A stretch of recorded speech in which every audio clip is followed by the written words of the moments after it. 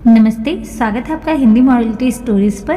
पलंग के सामने वाली खिड़की से बारिश में भीगी ठंडी हवाओं ने दिशा को पैर चादर में करने को मजबूर कर दिया।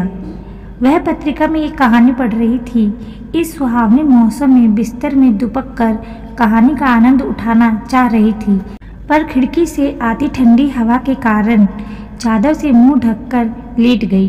मन ही मन कहानी के रस में डूबने उतारने लगी। तभी कमरे में किसी की आहट ने उसका ध्यान भंग कर दिया। चूड़ियों की खनक से वह समझ गई कि ये अपरा दीदी हैं। वह मन ही मन मुस्कुराई कि वो मुझे गोलू समझेंगी।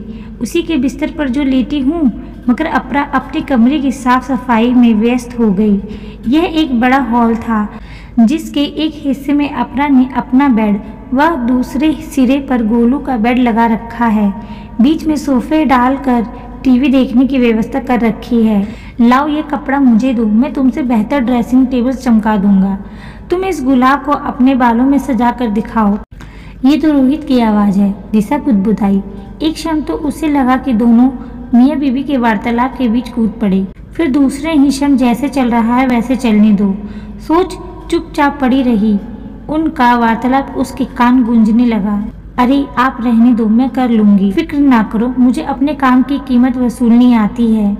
आप जाइए यहाँ से, कहीं दिन में ही ना शुरू हो जाइएगा। अरे मान भी जाओ, ये रोमांटिक बारिश देख रही हो। दिशा के कान बंद हो चुके थे और आंसू आंखों से निकलकर कनपट्टियों को जलाने लगे थे। ये रोहित कब से इतने रोमांटिक हो गए। चूड़ियों की खनखन और एक उन्मत्त प्रेमी की सांसें मानो उसके चारों ओर भंवर सी मंडराने लगी थी। अब उसके अंदर हिलने डुलने की भी शक्ति शेष न रही थी। कमरे में आया तूफान भले ही थम गया हो, मगर दिशा की गृहस्थी की जड़ों को बुरी तरह हिला गया। किसी तरह अपने आप को संभाला और दरवाजे की ओर बढ़ गई। जाते जाते एक नज़र उस बेड पर डालना ना भूली जिस पर अपरा और रोहित कंबल के अंदर एक दूसरे को बाहों में भरे थे। अपने कमरे में आकर दिशा ने एक नज़र चारों तरफ दौड़ाई। क्या अंतर है इस बेडरूम और अपरा दीदी के बेडरूम में। जो रोहित इस कमरे में तो शांत और गंभीर बने रहते हैं, वह उस कमरे में इतने रोमांटिक हो जाते हैं। आज भले ही उसके वैवाहिक जीवन के 15 वर्ष गुजर गए हों, मगर उसने रोहित का ये रूप कभी नहीं देखा। आईने के सम्मुख दिशा एक बार फिर से अपने चेहरे को जांचने को विवश हो गई थी। रोहित और दिशा के विवाह के 10 वर्ष बीत जाने पर भी जब उनको संतान की प्राप्ति नहीं हुई, तो अपनी शारीरिक कमी को स्वीकारते हुए दिशा ने खुद ही रोहित को पुनर्विवाह के लिए राजी कर लिया और अपने ताऊजी की बेटी, जो 35 वर्ष की दहलीज पर भी कुंवारी थी, के साथ करवा दिया। अपरा भले ही दिशा से 6 से 7 वर्ष बड़ी थी, मगर विवाह के समय पीछे रह गई थी। शुरू के रिश्तों में अपरा मीन मीठी निकालती रही। 30 पार करते करते रिश्ते आने बंद हो गए। फिर दुहाजू रिश्ते आने लगे, जिनके लिए वह साफ मना कर देती, मगर दिशा का लाया प्रस्ताव उसने काफी नानुकुर के बाद स्वीकार कर लिया। तीनों जानते थे कि ये दूसरा विवाह गैर कानूनी है। ज्यादातर मामलों में हर जगह पत्नी का नाम दिशा ही लिखा जाता, चाहे मौजूद अपरा हो। कुछ जुगाड़ करके अपरा ने 2 आधार कार्ड और पैन कार्ड बनवा लिए थे। एक में उसका फोटो पर नाम दिशा था और दूसरे में फोटो व नाम भी उसी के। तीनों जानते थे कि कभी कुछ गड़बड़ हो सकती है, पर उन्हें आज की पड़ी है। फिर साल भर में गोलू भी गोद में आ गया, तो सभी कहने लगे कि देखा, अपरा का गठजोड़ तो यहाँ का था, तो पहले कैसे विवाह हो जाता। दिशा तो पहले ही इस स्थिति को कुदरत का खेला मानकर स्वीकार कर चुकी थी।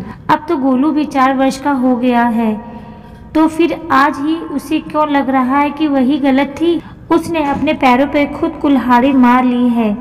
उसने कभी अपने और अपरा दीदी के बीच रोहित के समय को लेकर ना कोई विवाद किया, ना ही शारीरिक संबंधों को कोई तवज्जो दी, लेकिन आज रोहित का उन्मुक्त व्यवहार उसे कचोट गया।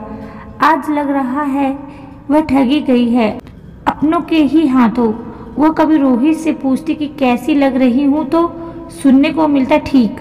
खाना कैसा बना है, ठीक। ये सामान कैसा लगा, ठीक है। इन छोटे छोटे वाक्यों से रोहित की बात समाप्त हो जाती। ना कभी कोई उपहार, ना कोई सरप्राइज, और ना ही कोई हंसी मजाक। वह तो रोहित के इसी धीर गंभीर रूप से परिचित थी। फिर आज का उन्मुक्त प्रेमी, ये नया मुखौटा, ये सब क्या है? वह रात दिन अपरा दीदी कहते नहीं थकती। पूरे घर की जिम्मेदारी अपरा को सौंप गोलू की माँ बनकर ही खुश थी। अगर कोई नया घर में आता तो उसे ही दूसरे विवाह का समझता। एक तो कम उम्र, दूसरा कार्यों को जिस निपुणता से अपरा संभालती, उसका मुकाबला तो वह कर ही नहीं सकती थी।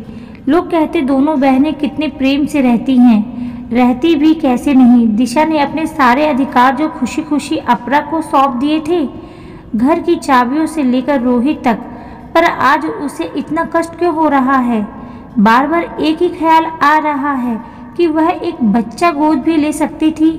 माँ ने कितना समझाया था कि एक दिन तू जरूर पछताएगी दिशा, पुनर्विवाह का चक्कर छोड़, एक बच्चा गोद ले ले, अनाथ आश्रम से उसे घर मिल जाएगा और तुझे संतान। जब रोहित को कोई ऐतराज ही नहीं है तो फिर तू ये जिद क्यों कर रही है? सौत तो मिट्टी की भी बुरी लगती है। इस पर दिशा कहती कि नहीं माँ, रोहित मेरी हर बात मानते हैं, कमी मुझ में है तो मैं रोहित को उसकी संतान से वंचित क्यों रखूं? आज लगता है कि क्या फर्क पड़ जाता यदि गोलू की जगह गोद लिया हुआ बच्चा होता तो। घर में सिर्फ 3 प्राणी ही होते, रोहित उसके पहलू में सोया करते। आज उसे अपरा से ज्यादा रोहित अपराधी लग रहे थे। वह हमेशा उसकी उपेक्षा करते रहे। लोग ठीक ही कहते हैं कि पहली सेवा करने के लिए दूसरी मेवा खाने के लिए होती है। वो हमेशा 2 मीठे बोल सुनने को तरसती रही, फिर इसे रोहित की आदत मानकर चुप्पी साध ली। पर आज ये क्या था? ये उछंखल व्यवहार, ये मीठे मीठे बोल, वह गुलाब का फूल। प्रिया दीदी मुझे तो इतना मान देती हैं, वह सब नाटक है। मेरे सामने दोनों आपस में ज्यादा बात भी नहीं करते। अपने कमरे में बिछड़े प्रेमी प्रेमिका या फिर कोई नया नवेला जोड़ा। दिशा की आंखें रोते रोते सूजने लगी थी। अपरा दीदी कहते कहते उसकी जबान न थकती थी। वही अपरा आज उसकी अपराधी बन सामने है। उससे उम्र में, तजर्बे में, हर लिहाज में बड़ी थी। उसे समझा सकती थी कि यह दूसरा विवाह का चक्कर छोड़ एक बच्चा गोद ले ले। मेरा विवाह तो 19 वर्ष की कच्ची उम्र में ही हो गया था। रोहित 10 साल बड़े थे, एक परिपक्व पुरुष। उनका मेरा क्या जोड़? ना तो एक जैसे विचार, ना ही आचार। सास भी विवाह के साल भर में साथ छोड़ गई। अपनी कच्ची गृहस्थी में जैसा उचित लगा वैसा करती गई। शायद ज्यादा भावुकता भी उचित नहीं होती। अपनी बेरंग जिंदगी के लिए किसी दोषी ठहराए। कौन है उसका अपराधी? रोहित, अपरा या वह खुद? आपको यह कहानी कैसी लगी प्लीज कमेंट करके जरूर बताएं। कहानी सुनने के लिए धन्यवाद।